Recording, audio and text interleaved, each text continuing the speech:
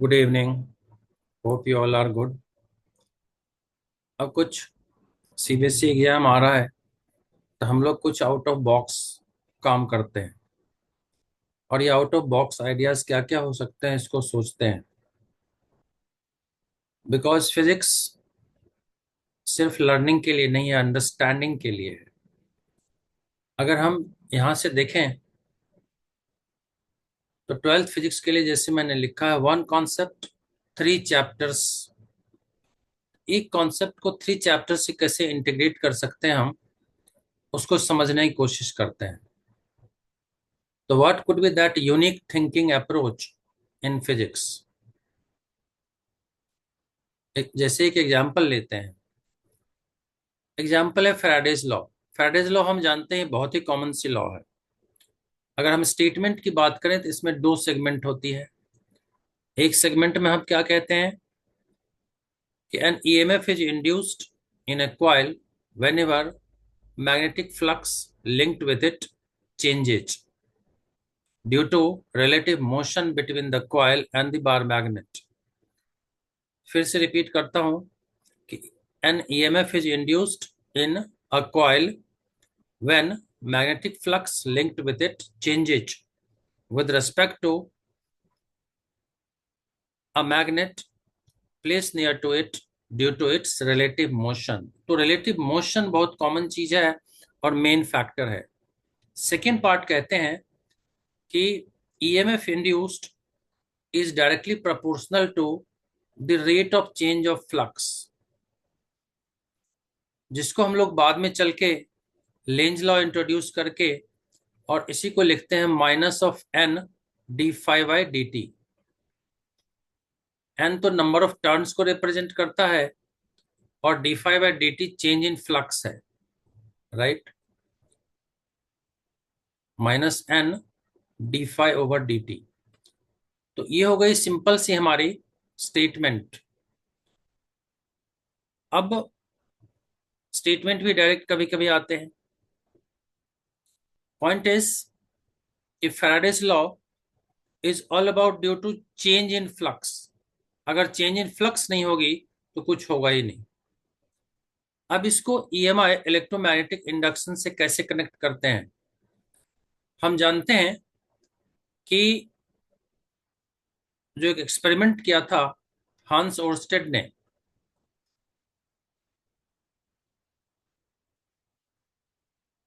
H Oersted, क्या किया था इन्होंने एक्सपेरिमेंट।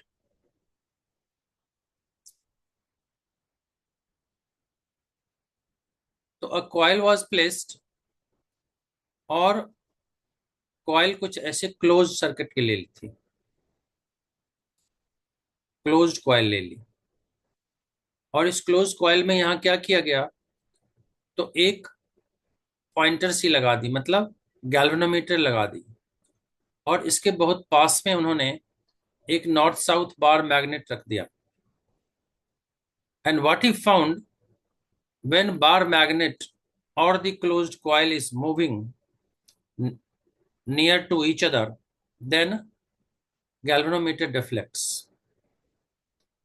या तो बार मैग्नेट को मूव कराना है या इस क्लोज्ड कॉइल को मूव कराना है, तो गैल्वेनोमीटर में डिफ्लेक्शन होती है। दोनों अगर रेस्ट में है, मोशनलेस है, तो इसमें कोई डिफ्लेक्शन नहीं होती है। इसका क्या मतलब है, इसको बताया गया कि कॉइल के मूवमेंट का मतलब यह है कि आपने क्या करी। तो हम जानते हैं बार मैग्नेट से हम फील्ड लाइंस ऐसे ड्रॉ करते हैं, राइट।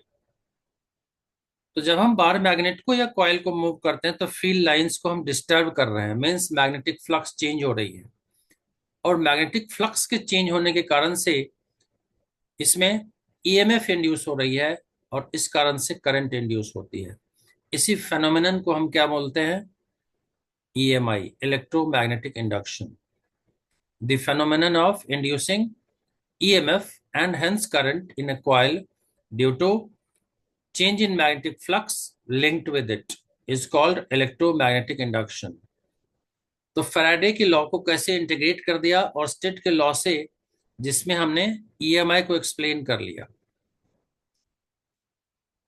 और इसी को फर्दर एक्सटेंशन देके हम लोग चाहें तो एसी में भी जा सकते हैं। जैसे एसी में हमारे पास है ट्रांसफार्मर। इस ईएमआई की दो एप्लीकेशन है हमारे पास। Application number one is AC generator, right. अब हम जानते हैं कि ये सब ऐसी चीज है, ऐसा कॉन्सेप्ट है कि हम इससे बच ही नहीं सकते किसी भी सीबीएसई एग्जाम में। तो कुछ ना कुछ इससे आना ही आना है, राइट।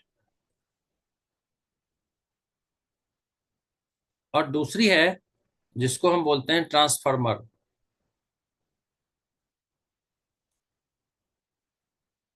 तो हम इस ईएमआई को, इस कॉन्सेप्ट को, फैराडेज लॉ को अब इससे लिंक्ड कर सकते हैं, राइट। कैसे? Let us do.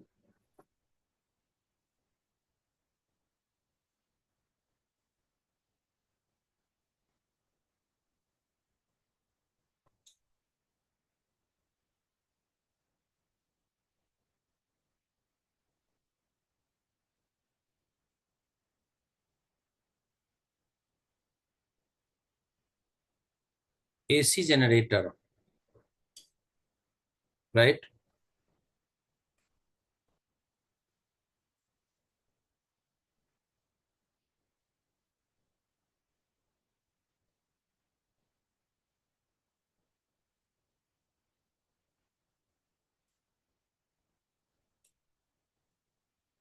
सबसे पहले तो किसी डिवाइस की पांच सेगमेंट होते हैं, पांच एलिमेंट होते हैं। एक क्या होती है, तो इंट्रो बताना है डिवाइस को।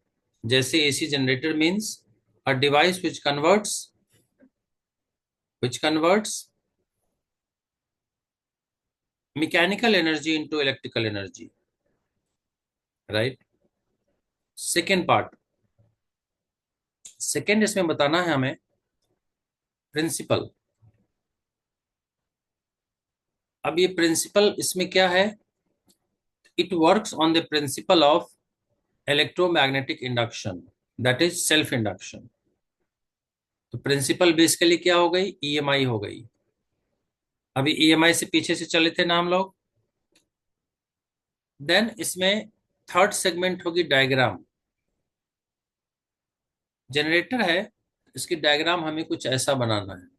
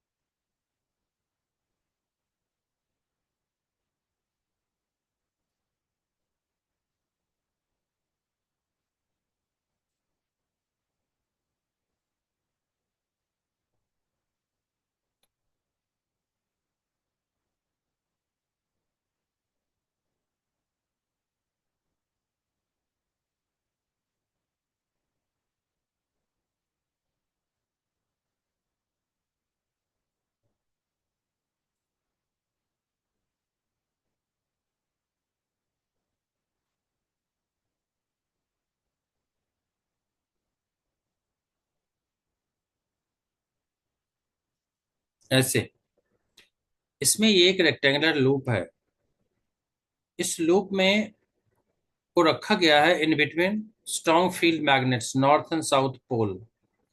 ये जो बीच में सेंट्रल लाइन है, इसके अबाउट इसमें मूवमेंट होती है जिसको ओमेगा कहते हैं, एंगुलर वेलोसिटी। ये दो एंड में तो दो रिंग है, R1 R2, इसके साथ दो ब्रशेज है, B1 B2, और RL लोड रेजिस्टेंस है जिसके थ्रू हमें आउटपुट लेना है। अब बोलेंगे कि व्हेन द आर्मेचर कॉइल बोलते हैं इसको, armature coil PQRS is moved in between two strong field magnets, then magnetic flux changes and hence current is induced. The direction of current can be obtained by applying Fleming's right hand rule. हम जानते हैं Fleming's right hand rule को क्या बोलते हैं, तो generator rule भी बोलते हैं। मतलब नॉर्थ साउथ जो हमारे ये फोर फिंगर है, इसको मैग्नेटिक फील्ड बोलते हैं। फादर मदर चाइल्ड, फादर ये थंब को, मदर सेंट्रल फिंगर को, चाइल्ड इसको। तो मैग्नेटिक फील्ड अगर ये वाली फिंगर है, तो हमारी जो ये थंब है ये फोर्स को रिप्रेजेंट करेगा। अगर हमने क्या किया, इसको अपवर्ड मोशन दे दी, तो current will move like this, ऐसे जाएगी आई, राइट। अब करंट जब ऐसे जाएगी तो हम जानते हैं, फिर ऐड करेंगे from Faraday's law of EMI. Faraday's law से हमने लिखा है कि E is equal to minus N D phi by D T, right. And phi हम जानते हैं क्या होती है,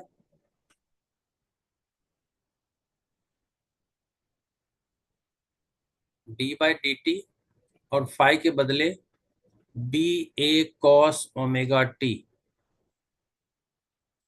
राइट। और इसको अगर हम डिफ्रेंशिएट कर दें तो ये बनना है N B A omega sine omega T. Therefore, we write E as E naught sin omega T. ये बन गई ईएमएफ की, वोल्टेज की इक्वेशन 1। एंड देन अगर हम डिवाइस की मान ली रेजिस्टेंस आर है, तो therefore I will be E by R is equal to E naught by R sine omega T is equal to I naught sine omega T. ये बन गई दूसरी इक्वेशन करंट के लिए। And that's it about this AC generator. हम ज्यादा से ज्यादा चाहे तो एक साइन वेव ऐसे प्लॉट कर सकते हैं, टाइम के रिस्पेक्ट में इधर ईएमएफ ले ली और ये प्लॉट कर दी। तो इस तरीके से हम लोग चले थे कहां से, we started from the three concepts को हम लोग एक कॉन्सेप्ट को तीन कॉन्सेप्ट से ऐड करने की कोशिश कर रहे थे, जिसमें हमारी यूनिक थिंकिंग अप्रोच क्या थी। तो फैराडेज लॉ से शुरू करना था। फैराडेज लॉ की स्टेटमेंट हमने करी, इसको लिंक किया हमने हांस ओर्स्टेड के एक्सपेरिमेंट से, जो कि ईएमआई की बात करता है।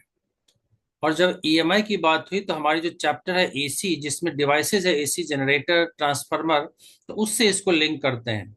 और इस तरीके से अगर लिंक करके समझ के हम पढ़ें तो फिर physics becomes easier. The physics is not something to be learnt, it is to be understood. Thank you so much. May God bless you. Please like and share this video and give your feedback for betterment.